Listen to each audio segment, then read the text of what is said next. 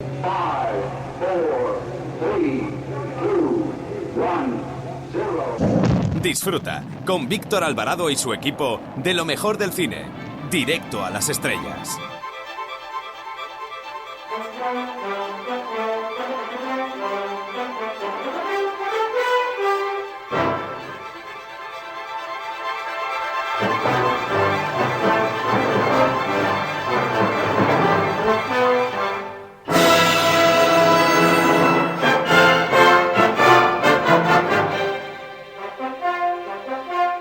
Hola, soy Fernando Tejero y os mando un beso muy fuerte a todos los oyentes de Directo a las Estrellas. Chao, se os quiere, chao.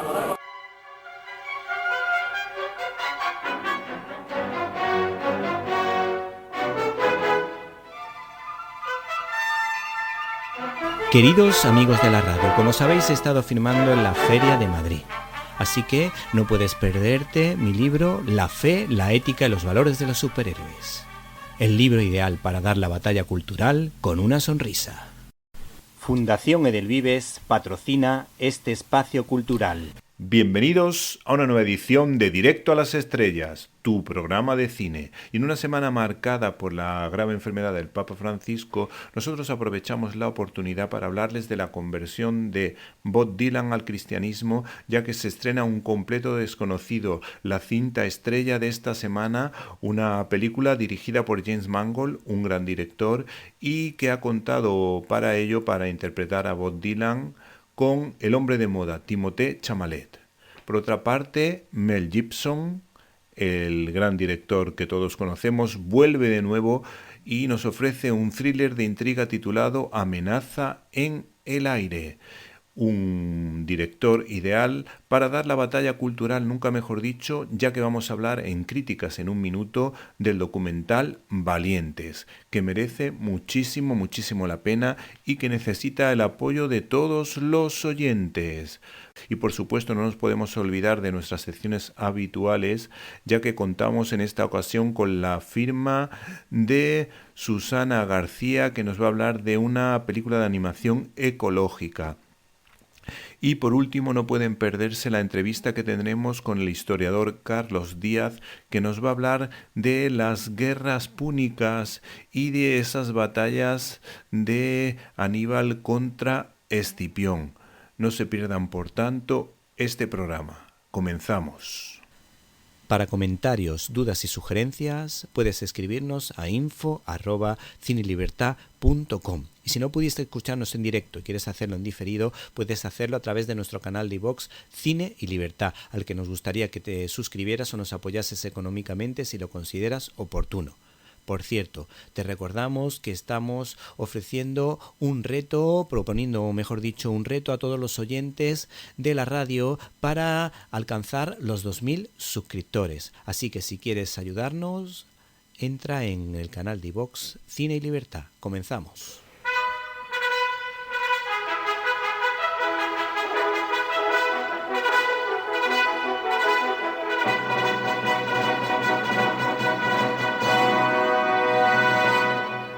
La cartelera.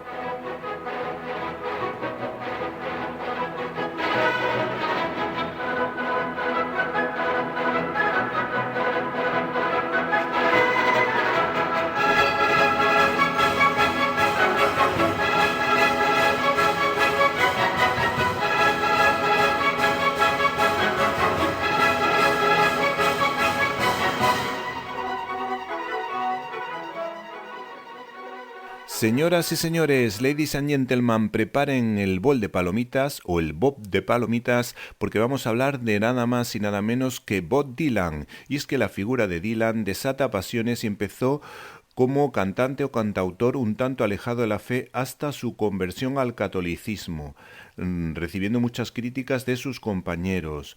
Y además esto se puede comprobar en un encuentro que tuvo Bob Dylan con San Juan Pablo II, donde también cantó bellísimas canciones. Además, algunas de sus canciones se siguen cantando en misa, cambiando alguna parte de la letra. Acuérdense de esa canción, de esa bellísima canción Blowing in the Wind, que tiene una versión en español que decía: saber que vendrás, saber que estarás, partiendo a los pobres tu pan. En un artículo de Alfa y Omega encontramos algunos detalles de su conversión. Por ejemplo, él decía lo siguiente sobre su fe: hace años me dijeron que era un profeta. Yo solía decir: no soy un profeta. Y ellos decían: sí lo eres un profeta. Y yo les decía: no soy. Solían convencerme de que era un profeta. Ahora salgo y digo que Jesucristo es la respuesta. También hay que decir que su conversión trajo bastante cola. En ese artículo de Alfa y Omega también destacan la parte curiosa de este mítico cantante. El artículo de Alfa y Omega prosigue del siguiente modo: posteriormente el Papa leyó un sermón ante un público de más de 200.000 personas basado en la letra de la canción Blowing in the Wind. Un representante de ustedes dijo a los presentes, refiriéndose a Bob Dylan, que la respuesta a las preguntas de la vida está soplando en el viento. Es verdad, pero no en el viento que sopla y se lleva todo en remolinos vacíos, sino en el espíritu, que es el aliento y la voz del espíritu, una voz que llama y dice: ven. Prosiguió citando la letra del tema de Bob Dylan. Me han preguntado cuántos caminos debe caminar un hombre antes de que puedan llamarlo propiamente hombre. Respondo: uno. Solo hay uno para el hombre, y ese es el camino, Cristo. Por otra parte, muchas de sus canciones pues han tenido muchísimo éxito, como I Like Rolling Stone, que es una de las mejores de la historia, o por ejemplo la de Hurricane, basada en la historia de Huracán Carter, protagonizada por Denzel Washington, en el que se contaba el calvario por el que pasó un boxeador de fama de raza negra encarcelado por un delito que no había cometido. También sabemos de su talento literario, pues ha ganado el Pulitzer, el Premio Nobel de Literatura y el Premio Príncipe de Asturias.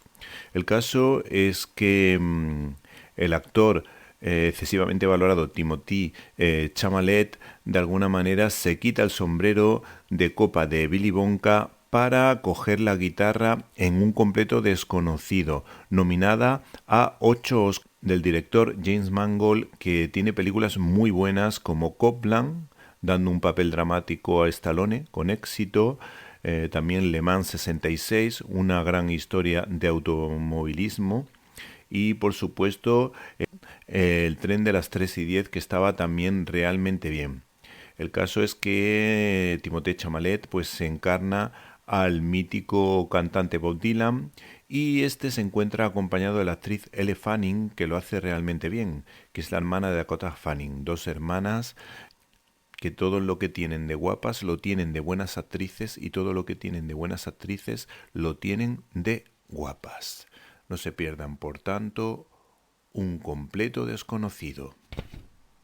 ¿Y qué es lo que ha dicho la crítica de esta película? Pues hemos encontrado una crítica interesante en la página web de Cine 21, en la que dicen que la película fluye con gran armonía a pesar de su duración, y se cuenta un periodo histórico que va del 1961 al 1965 fundamentalmente. Estos críticos de la página web de Cine 21 destacan lo siguiente: Timothée Chalamet canta muy meritoriamente todas las canciones, da el tipo perfecto de Dylan, misterioso y con tremendo magnetismo. Un chaval que se ve aupado a lo más alto, transportado por una energía eléctrica musical no comprendida por todos. Tiene mucha fuerza la amistad con su mentor, Seeger, genial Edward Norton, y se capta la prueba que sufre por la no comprensión de la evolución artística del pupilo. Estás escuchando Directo a las Estrellas. Víctor Alvarado. Señoras y señores, ladies and gentlemen, preparen el bol de palomitas porque llega nada más y nada menos que Mel Gibson, que ha decidido apoyar a su amigo Mark Wahlberg, dos cristianos muy comprometidos, para hablar de una historia de acción y comedia, una historia que tiene mucho que ver con Alfred Hitchcock y en algún momento recuerda a Náufragos. Y es que en esta ocasión Mel Gibson baja el nivel de su producción y aún así nos hace disfrutar a todos en una cinta de acción, aventura e intriga, mucho intriga, donde se cuenta la historia de un piloto, Mark Wahlberg, que transporta en su avioneta a una teniente general, Michelle Dockery, que custodia a un testigo, Topher Grace, que va a testificar en un juicio contra la mafia. A medida que atraviesan las montañas de Alaska, las tensiones se disparan, ya que no todo el mundo a bordo es quien parece ser, y a 3.000 metros de altura no hay escapatoria posible. ¿Y qué es lo que ha dicho la crítica de esta producción, que aunque no es de las mejores de Mel Gibson, porque todos sabemos que La Pasión es inigualable, Braveheart espectacular, Apocalipto nos ofrece acción y desmonta la leyenda negra en contra de España? Y por supuesto no nos podemos olvidar de una de sus joyas, Hasta el último hombre, una de las mejores películas antibelicistas, bélicas a la vez, que se han rodado nunca. Y hemos encontrado una crítica interesante en la página web de Cine 21 en la que dice lo siguiente: quien suba a bordo sabiendo lo que le espera disfrutará del viaje, pues Gibson rueda muy bien y hay que prestar atención a la secuencia final en un aeropuerto, por ejemplo. Todo indica que ha accedido a ponerse tras las cámaras para arropar a su gran amigo Mark Wahlberg y que se ha divertido a lo grande, un poco exagerado, en un personaje tal vez histriónico que poco tiene que ver con el resto de su filmografía, con varias capas. Así que si quieres disfrutar del trabajo de Mel Gibson no puedes perderte Amenaza en el aire. Abrimos nuestro canal habitual de comunicación invitándoles a que entren en Facebook con el nombre Víctor Alvarado _Directo a las Estrellas. Esperamos su comentario.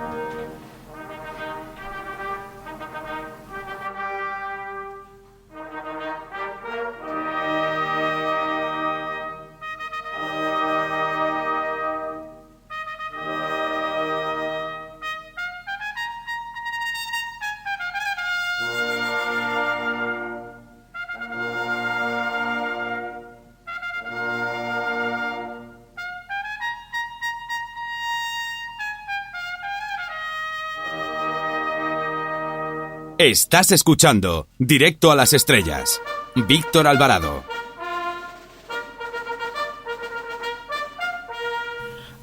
@CineLibertad es nuestra cuenta de Twitter. Para escuchar tus agudos comentarios te esperamos en @CineLibertad.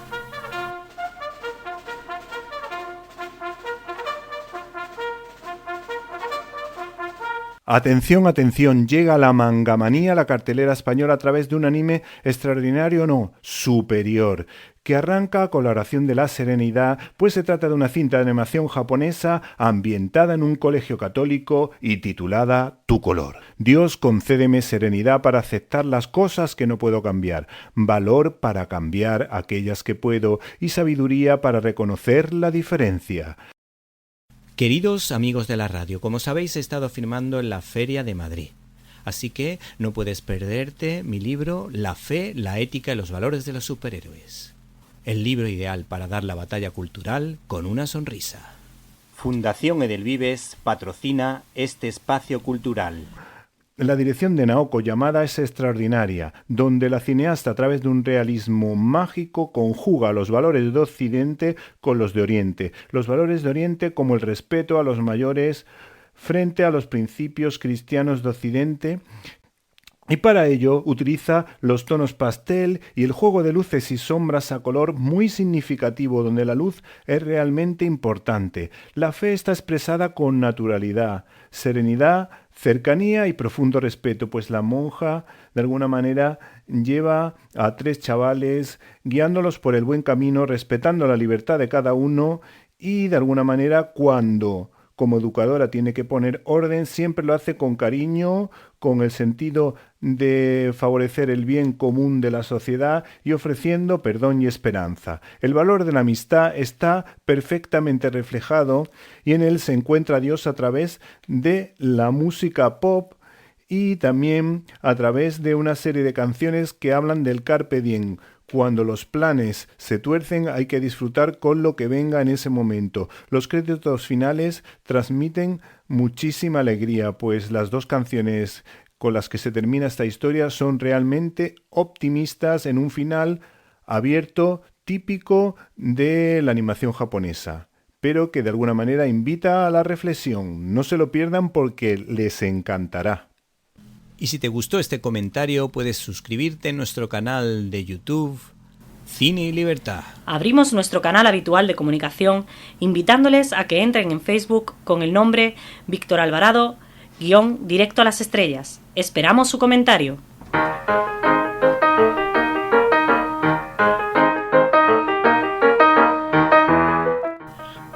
@Cine y Libertad es nuestra cuenta de Twitter.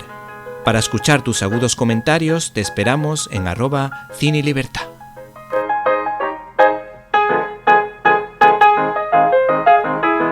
Y si te gustó este comentario, puedes suscribirte en nuestro canal de YouTube Cine y Libertad.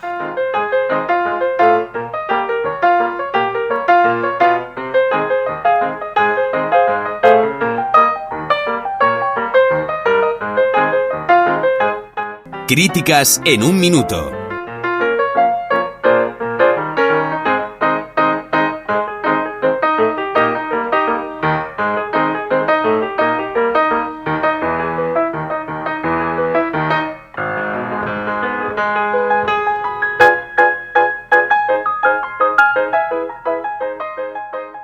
Queridos amigos de la radio, como sabéis he estado firmando en la Feria de Madrid. Así que no puedes perderte mi libro La fe, la ética y los valores de los superhéroes. El libro ideal para dar la batalla cultural con una sonrisa.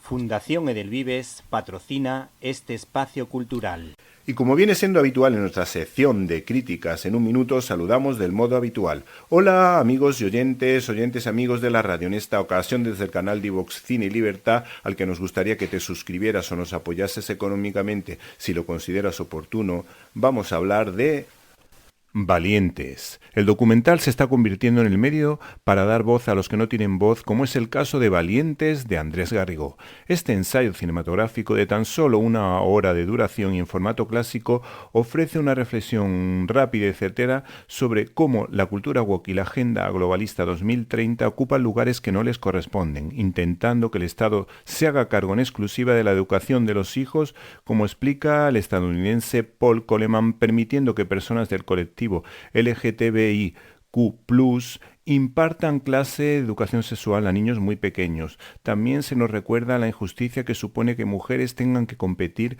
contra hombres en muchas disciplinas deportivas, pues ellas juegan con una enorme desventaja. Otro de los testimonios más interesantes es el del arzobispo Bernardito Auza, que fue observador permanente de la Santa Sede en Naciones Unidas, en el que se cuenta que el Papa Francisco apoya algunas ideas de la Agenda 2030, pero siendo fiel a la Iglesia como pastor que es, pues no está de acuerdo con la cultura de la cancelación por un lado y por otra parte es contrario al aborto en general, que se está intentando introducir en países en desarrollo para el control de la natalidad, enmascarándolo bajo el eufemismo de salud reproductiva. En cuanto al lenguaje, su santidad considera que la palabra empoderamiento es un término peligroso, ya que genera confrontación y tiene un matiz ideológico. Hay testimonios que vienen de las altas esferas de la política argentina o estadounidense, como el de la senadora republicana provida Amy Sinclair, que demostró el montaje político en torno a la sentencia Roe contra Wade favorable a la interrupción voluntaria del embarazo.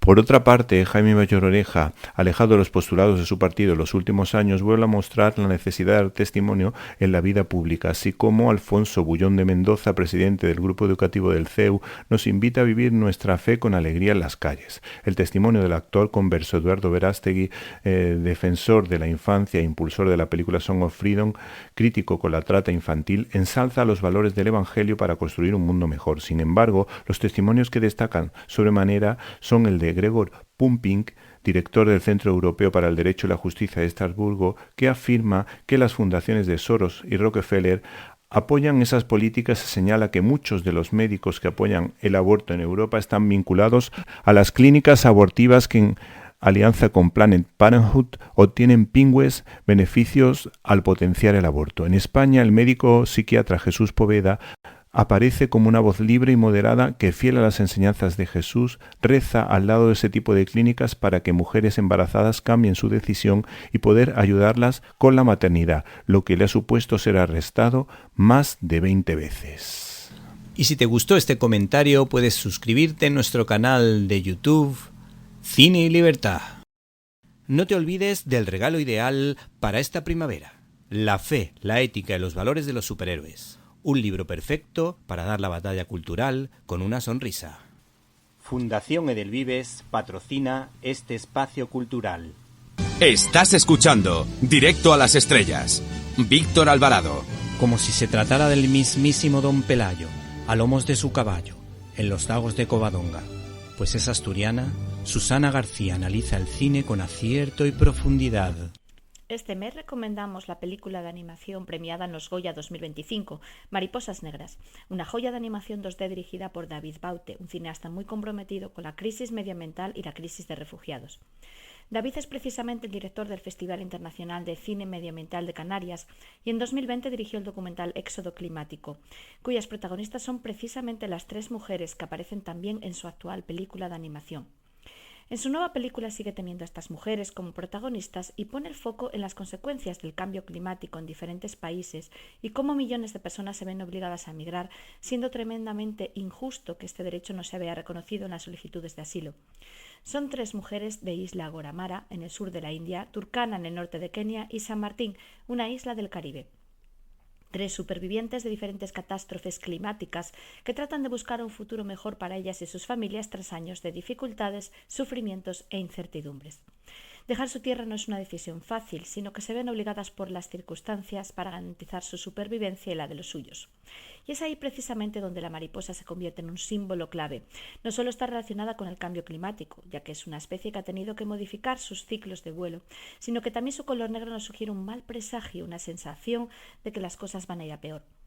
Así es en el caso de estas 3 mujeres que no solo sufren las consecuencias de los errores y excesos de otras personas y países, sino que cuando solicitan ayuda, el sistema de asilo las ignora y no tiene en cuenta sus necesidades, dejándolas sin apoyo. No se las reconoce como refugiadas en la Convención de Ginebra y no tienen los derechos de un refugiado, como el derecho al asilo. Pero la película no solo toca el tema del cambio climático, sino que en su viaje por 6 países diferentes del planeta trata asuntos tan serios como la discriminación hacia las mujeres, la violencia de género, el trabajo esclavo, la burocracia e ineficacia de muchas instituciones, la pobreza y desigualdad en nuestro mundo, así como la guerra. Temas que nos conmueven y son necesarios para reflexionar y poner en valor la empatía y solidaridad. No obstante, es también una película que muestra la ilusión por vivir y cómo la esperanza nunca se pierde, así que toca diferentes aspectos culturales y mitológicos de los países de orígenes de las 3 protagonistas. Por eso el director trata de remover conciencias, pero a través de un género, la animación, que suaviza los temas a tratar, añadiendo una banda sonora de Diego Navarro que hace que sintamos las historias como propias.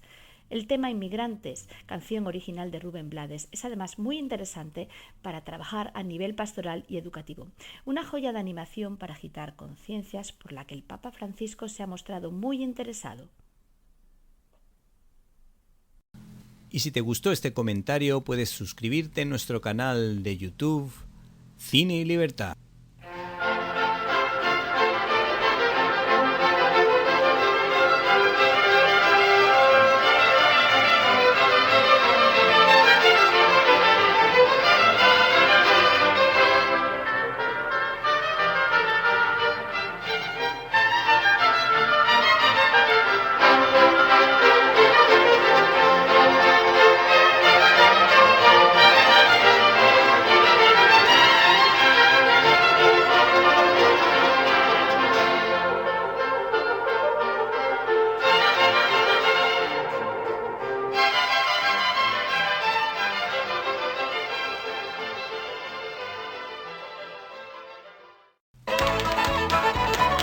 Fundación Edelvives patrocina este espacio cultural. Estás escuchando Directo a las Estrellas. Víctor Alvarado. Nuestro invitado esta semana ha entrado como un elefante en una cacharrería, nunca mejor dicho, porque es un experto en las guerras púnicas entre cartagineses y romanos. Podría llamarse Aníbal Escipión, pero responde al nombre de Díaz, Carlos Díaz, siendo el autor de Las guerras púnicas, editado por Actas. Buenas tardes. Buenas tardes.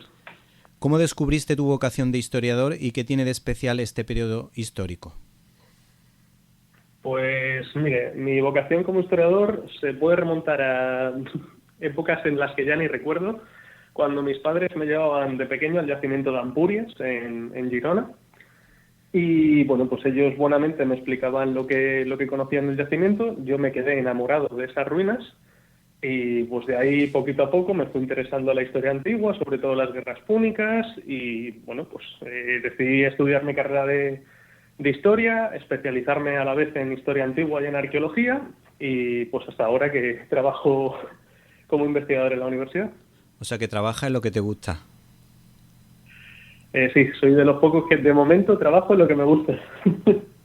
Bueno, mi padre era muy aficionado a la historia y pues le encantaban varios periodos, el del siglo XX, el de la Edad Moderna, que era el que más me ha inculcado a mí, y luego por otra parte, al haber estado viviendo en Mérida, que era Emérita Augusta, pues tuvo la suerte de poder jugar entre todos los descubrimientos arqueológicos de la época, porque se descubrieron unos años antes de que mi padre naciera, entonces todavía estaba todo sin vallar, podían jugar por allí, pudo participar en algunas obras de teatro importantes que se hicieron haciendo de extra, y se conocía pues la historia de Roma de cabo a rabo.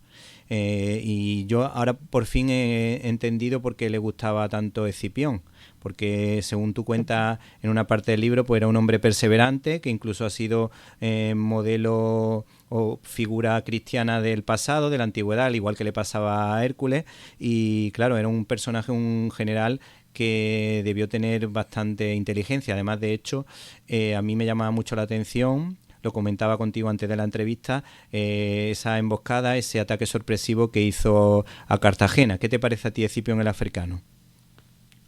Bueno, pues para mí Escipión el africano es una de las grandes figuras del pasado clásico de Europa y del mundo. Es, como bien has dicho, es una figura que ha trascendido más allá de su época, trascendió con sus contemporáneos, con los romanos.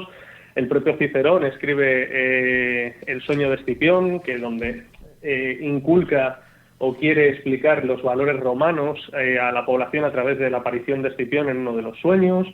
Ese tipo de textos de Cicerón sobrevive en el mundo cristiano porque piensan que es una alegoría del buen hacer, de las actitudes que tiene que tener un buen cristiano. Entonces sobrevive ese texto, va pasando, se va cambiando esa percepción, y luego ya cuando entra el mundo moderno, el Renacimiento, el descubrimiento de los clásicos, la imprenta, pues bueno, se salva ese patrimonio, se conoce la figura de Escipión y transgrede a todo lo que es el pasado y nuestra cultura clásica. Para mí Escipión pues es la persona, uno de los grandes protagonistas de las guerras púnicas, y un ejemplo en cuanto a materia militar, en cuanto a estrategia, cómo ser un general, tener la cabeza fría en ciertos momentos y actuar de manera y acorde a lo que uno cree y piensa. También es un poco esa figura que instrumentaliza la religión, sabe cómo inculcar valor a sus hombres, a sus tropas, explicándoles ciertas actitudes divinas para que tampoco tengan miedo, a pesar de luego estar esas acciones no fundadas en ilusiones, sino en hechos comprobados, como buenamente has dicho, en Cartago Nova. Sí, podemos decir entonces que Escipión, Aníbal, Julio César, Napoleón, Rómelo, Patón, desde luego estarían contentos, seguramente valorarían positivamente la labor de Escipión en esa batalla o en alguna de las batallas que nos narra en este libro. Hombre, el propio César sí conoce, sí es conocedor tanto de las actitudes de Aníbal y Escipión, que siempre se les suelen ir en un pack cuando se les estudia. Napoleón sí era muy estudioso de los clásicos, y sobre todo él mismo, bueno, aparte de los comentarios que hace sobre las obras de César, se intenta ver a sí mismo como el nuevo Alejandro Magno, el nuevo Aníbal. Se puede observar en uno de sus cuadros, que es Napoleón cruzando los Alpes, cómo escriben el nombre de Aníbal, escriben el nombre de Alejandro, porque él intenta llevar o intenta ponerse a la altura de lo que siempre se ha creído que eran pues tanto Aníbal como Escipión. Luego ya, por supuesto, Rommel, Patton, esas personas conocían las estrategias empleadas durante la Segunda Guerra Púnica, y actualmente incluso se estudian, sobre todo la batalla de Cannas, la batalla de Zama, en las academias militares como ejemplos de estrategia claves para que pues nuestros futuros oficiales sepan cómo desarrollar ciertas estrategias y que sobre todo se empapen de esa cultura clásica. Sí, y ¿puedes contarnos algún detalle o las claves de cómo, por ejemplo, ganó esa plaza Escipión? ¿Cuál? ¿Cartagena? Sí.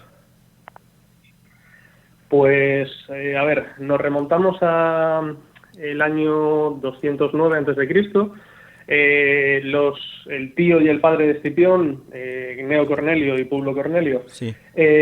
habían sido derrotados, habían sido asesinados por los cartagineses y sus aliados íberos, y llega un joven Escipión a la península ibérica con un ejército de unos 10.000 tropas, más jinetes y una dotación de barcos. Sus primeras acciones son pacificar el territorio norte, que es el que controlaban los romanos, más allá del Ebro para los Pirineos, para hacernos una idea ahora. Sí. Y se da cuenta de que el ejército cartaginés está dividido en 3 puntos, cada uno estaba en 3 sitios diferentes, y que habían dejado su base principal en la península ibérica, que era lo que nosotros actualmente conocemos como Cartagena, sola, y sin apenas una dotación militar fuerte que la pudiera controlar, porque en el pensamiento de los cartagineses nadie cometería la locura de acercarse a la base principal de los cartagineses con un ejército y tomarla en asalto. Sí. Escipión se da cuenta de esto, y aquí en las fuentes nos hablan de un recorrido que hace de 7 días desde Tarragona hasta Cartagena. Hay investigadores que hablan que eso es imposible hacerlo. Eran 500 Yo estoy de kilómetros. acuerdo con ellos. 500 kilómetros Claro, me ha parecido estoy de bien. acuerdo con ellos, Sí. porque no se puede realizar esa tarea, sobre todo la logística que conlleva. No vas solo, vas a caballo, sino que llevas tropas a pie, tropas a caballo, entonces debieron de tardar más, y a lo mejor el cálculo de tiempo que hace Polibio, sobre todo, no se coge desde Tarragona, sino que se coge desde un punto más cercano a Cartagena. Una vez que llega, en estos 7 días, vamos a poner, coloca un campamento. La ciudad de Cartagena en ese momento estaba rodeada tanto por lo que era su puerto natural como por una laguna, y en esa laguna, entre el puerto natural y esa laguna, había un estrecho. En ese estrecho colocó el campamento y citó a la guarnición cartaginesa a un combate en el estrecho, pero por la noche Escipión les dice que Poseidón, Neptuno, le apareció en sueños y le ha dicho que bajara las aguas de la laguna para poder tomar la ciudad. Sí. Ahí lo que coloca es una dotación para que siga el asedio durante la noche por la puerta principal, y se va con unos soldados y unas escalas a la zona de la laguna. Curiosamente, existe un fenómeno natural que es un reflujo en esa laguna, que justo baja ciertos centímetros la marea, con lo cual pueden pasar esas tropas de forma o con más facilidad, colocan las escalas y toma la ciudad en prácticamente una noche. Sí, sí, es una auténtica maravilla.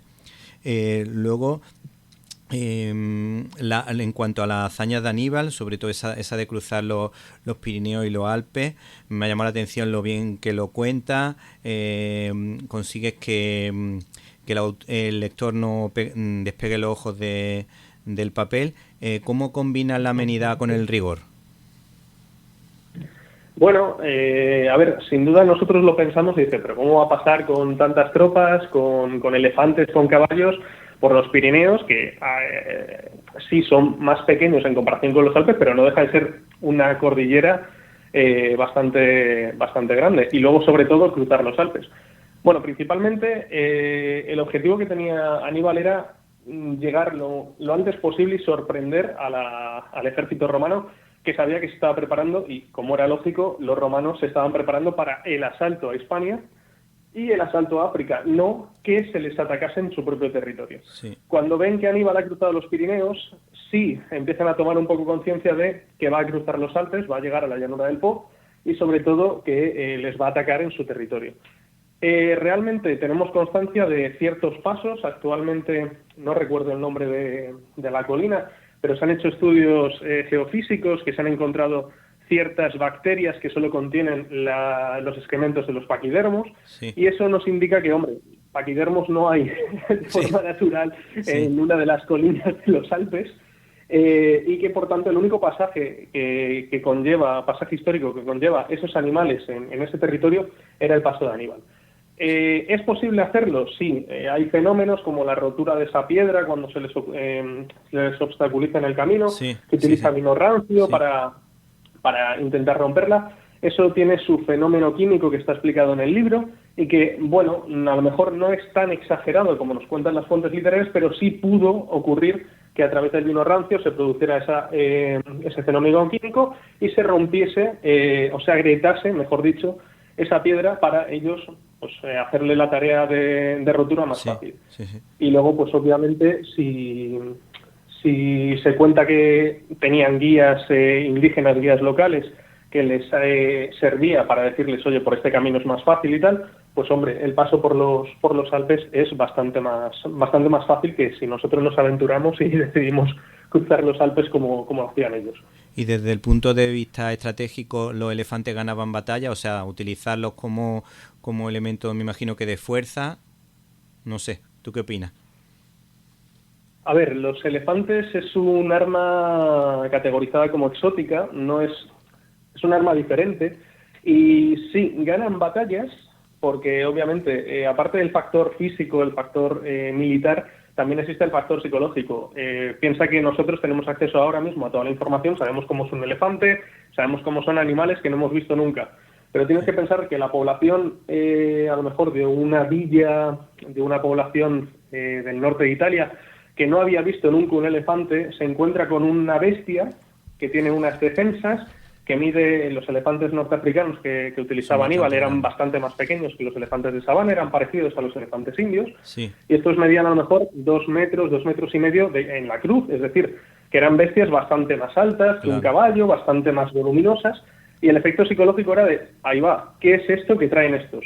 También es verdad que estos elefantes, si embestían, obviamente nada les paraba, a no ser de que lo matases, y era un arma de doble filo también, porque no solamente podían embestir contra el enemigo, sino que si por algún casual estos elefantes daban la vuelta o se volvían locos, podían atacar también a tu propio ejército. Esto ocurre en otras batallas, en donde, bueno, pues en la conquista de Numancia, la primera batalla que tenemos catalogada, en la batalla de Numancia se les lanza un proyectil desde el Oppidum, golpea a un elefante, este elefante pues arrasa con parte del campamento, con lo cual eran animales que ganaban batallas, pero también hacían que perdieran las batallas, si no sabías controlarlos. Sí, sí. Y en cuanto a mí siempre me ha sorprendido la capacidad del ejército romano al tener también siempre vías de escape y crear caminos para facilitar la llegada de avituallamiento.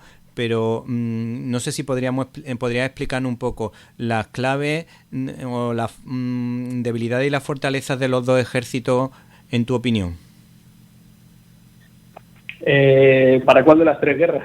Bueno, no, en líneas generales, porque he visto que había un capítulo que hablaba un poco del armamento y las tácticas militares de Roma y luego dedica otro momento también a la estrategia de la caballería, por ejemplo, de Aníbal. Ahora mismo así, hablando un poco de memoria, porque el libro tiene bastante densidad para acordarme de tantos detalles. A ver, las estrategias de uno y otro bando eran diferentes. El ejército cartaginés deja de utilizar población local para sus fuerzas armadas fuera de su territorio y contrata mercenarios. Entonces, el ejército cartaginés, por así decirlo, era un conglomerado de tropas mercenarias, casi todas de origen africano, pero bueno, admitían, por ejemplo, en el ejército de Aníbal iban galos, iban íberos, celtíberos, sí. Algunas fuentes hablan de cántabros, honderos baleáricos, libios, que eran como se llamaban en aquel momento a todos los africanos, númidas, que serían lo que ahora en Túnez los llaman bereberes, pero bueno, era la zona sur del actual Túnez.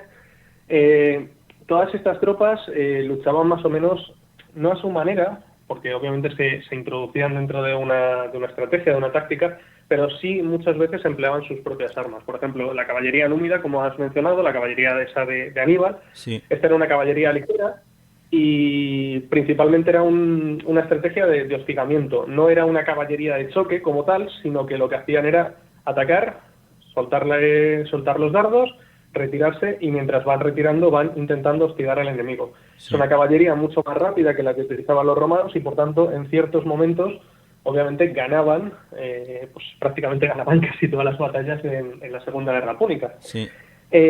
Por ejemplo, en la Primera Guerra Púnica, que es más la diferencia, ¿no?, entre el ejército romano y el ejército cartaginés del primer momento, la que Roma era prácticamente indiscutible en el campo terrestre, pero carecía de una armada potente. Se supone que se crea la flota romana durante la Primera Guerra Púnica, mientras que Cartago tiene una tradición naval bastante más amplia y, por tanto, en el campo marítimo era muchísimo más superior a Roma. Utilizaban técnicas de ataque bastante más consolidadas. Los romanos tienen que inventar el famoso Corvus, que está actualmente puesto en duda de si existió o no, pero les cuesta emplear esas tácticas navales que luego, pues, a finales de la Primera Guerra Púnica, conocen ya la debilidad del Corvus, que era que se hacía un barco muchísimo más pesado y por tanto tenían que utilizar esas mismas estrategias navales. Y en la Tercera Guerra Púnica prácticamente es la narración de un asedio a la ciudad de Cartago en Túnez, que bueno, pues es una estrategia ya de saber principalmente cómo montar un asedio y la logística que ello conlleva, que tardan tanto porque los cartagineses van cortando la logística, van saboteando las labores de asedio. ¿Y ya utilizaban la estrategia esa de la tortuga? El testudo. No, ¿Eso que es de César?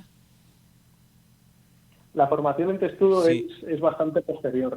Aquí lo que se utilizaban eran manípulos, era una legión manipular, y consistía principalmente en varias líneas de ataque, una de infantería ligera, una un poquito con una armadura un poco más pesada, y una infantería pesada de veteranos, que serían los triari.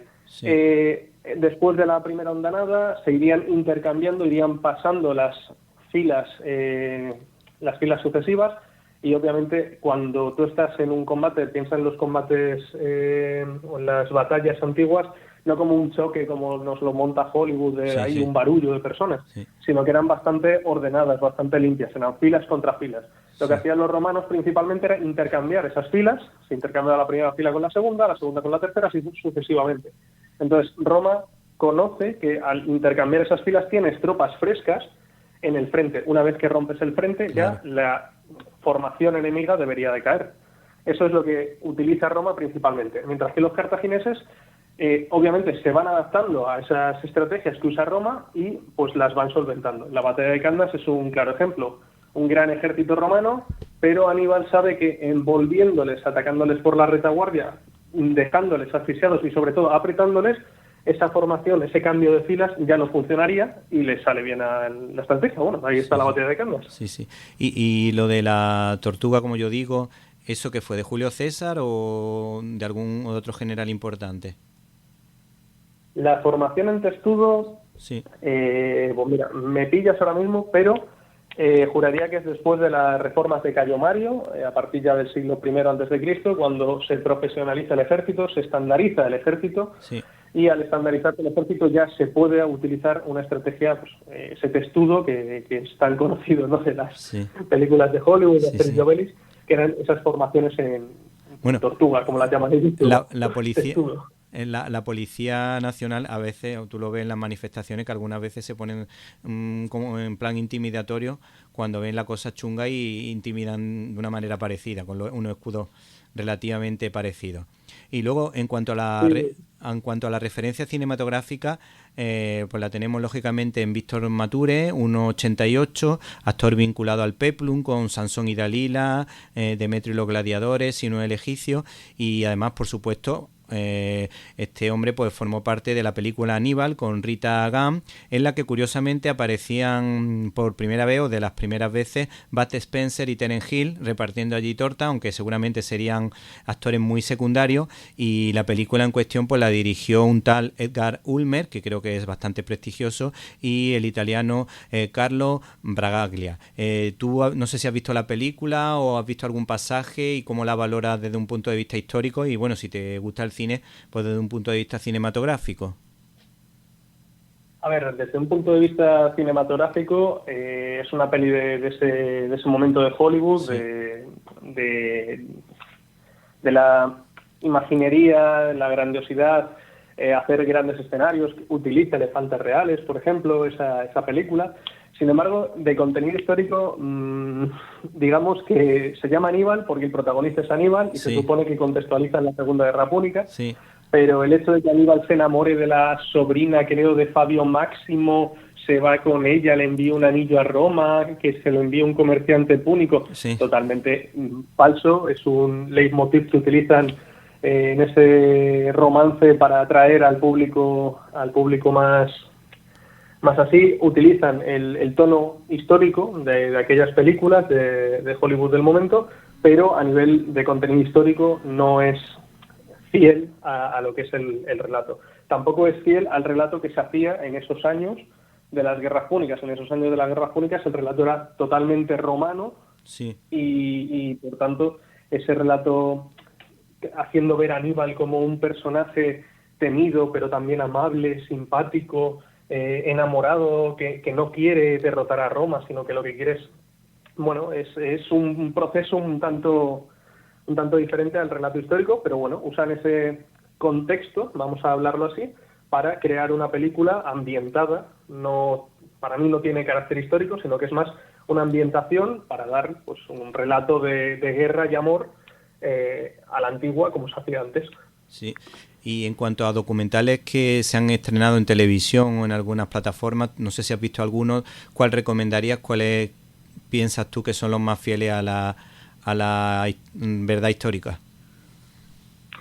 A mí particularmente me gusta uno que creo que se llama Aníbal, enemigo de Roma. No me acuerdo del director, no me acuerdo del actor. O sea, si veo al actor digo es este. Es una película / documental, que describe bastante bien el paso de Aníbal por los Alpes y las primeras batallas de Aníbal. No es totalmente fiel, pero sí tiene unos caracteres históricos que sigue bastante bien, sigue una serie de patrones, explica muy bien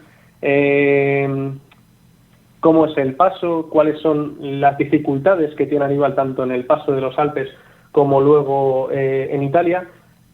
Hace, creo, la descripción de lo del pasaje de la piedra en los Alpes, de cómo los galos le traicionan cuando cruza los Alpes, de esas dificultades de que se le mueren todos los elefantes, incluso el último se le muere cuando ya llega al corazón de Italia. Entonces, a mí ese documental, ya digo, es una especie de película documental, porque no es un documental al uso narrado con una voz de narrador, sino que es una película documental, no sé que tiene una ficción, tiene una parte de ficción que acompaña al documental. Acompaña a un relato histórico. Y bueno, dentro de las que hay de las guerras púnicas, creo que esa es la más conseguida. Hay otras películas del mundo romano que, bueno, son un despropósito, y hay otras que particularmente me gustan. El objetivo de esas películas, yo creo que más que enseñar historia, que no es su principal objetivo, el cine no está para enseñar, sino que está para divertir a esa gente o a los espectadores. En ese caso sí, o sea, son entretenidas, pero no están ambientadas, no son históricas como tal. Sí, y si a ti te dan la oportunidad de dirigir un documental con un presupuesto bueno, ¿en qué detalle te fijaría y qué batalla reflejaría en ese documental, o qué combate o qué momento histórico reflejaría?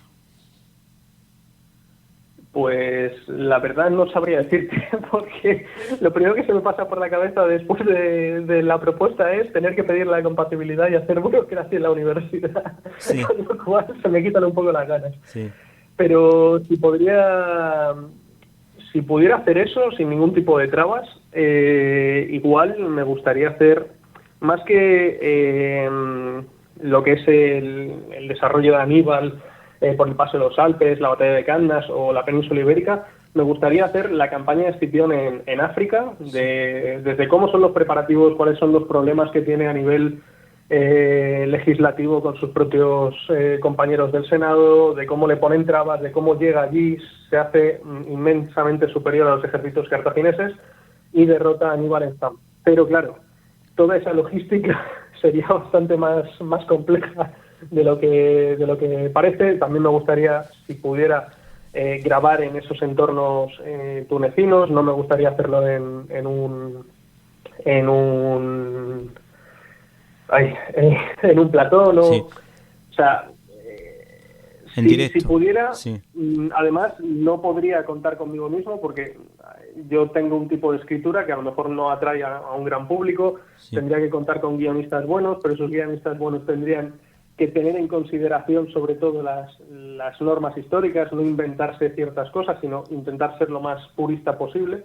Y no sabría qué decir si ese resultado le gustaría al público amplio o no, porque hay muchas veces que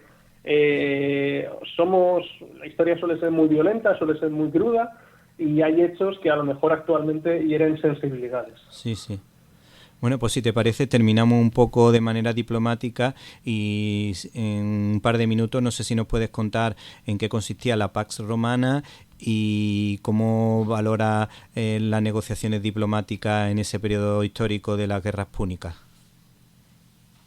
Bueno, la Pax Romana es un periodo histórico que corresponde más a la época de Augusto, de cuando terminan todas las guerras civiles, sí. Pero toda la paz romana que se produce después de las tres guerras realmente es una ficción. La primera guerra sirve para que Roma, en la primera guerra púnica, se dé cuenta de que se ha abierto al mundo ultramarino, es capaz ya de dominar los mares, ha derrotado a su principal competidor naval, que sería Cartago, sí. Y se abre a este mundo. Después de la Primera Guerra Púnica se anexiona Sicilia, Córcega y Cerdeña. Tras la segunda, una vez que termina la Segunda Guerra Púnica, después de lo cruenta que es, Roma queda con un ejército muy veterano, con muchísima experiencia, y lo que hace es avanza completamente tanto por el lado occidental en la península ibérica como en el mundo griego. Se introduce en esos territorios, derrota fácilmente a los ejércitos macedónicos de Perseo, de Antíoco, derrota tranquilamente a las poblaciones ibéricas, celtibéricas, no tiene rival porque la Segunda Guerra Púnica lo que hace es que le ofrece una experiencia lo suficientemente grande como para que no tenga problemas en combatir con otros ejércitos que, a pesar de tener experiencia, no eran tan conocedores de la guerra como aquellas poblaciones que han vivido a lo mejor 10 años de continuos combates, continuas campañas, sin descanso. Y ya la Tercera Guerra Púnica, cuando eliminan, hacen siempre famosa, ¿no?, la frase de Lendas Cartago, eliminan completamente al competidor comercial, que no desaparece porque la cultura púnica se transforma en una cultura neopúnica, sigue existiendo tradiciones púnicas en las magistraturas, se habla siempre de gobernantes con nomenclatura púnica, no romana, en esas tierras, sí. Pero al eliminar al competidor,